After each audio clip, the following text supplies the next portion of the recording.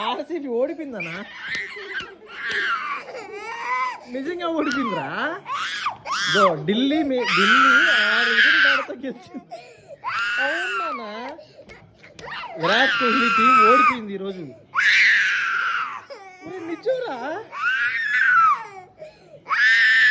చూడు ఆడ చూడు. అరే అది వస్తుందిరా. నిజంగా ఓడిపోయిందనా?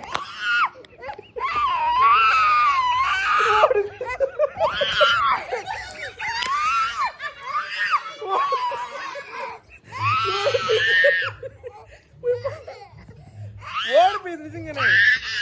నిజంగా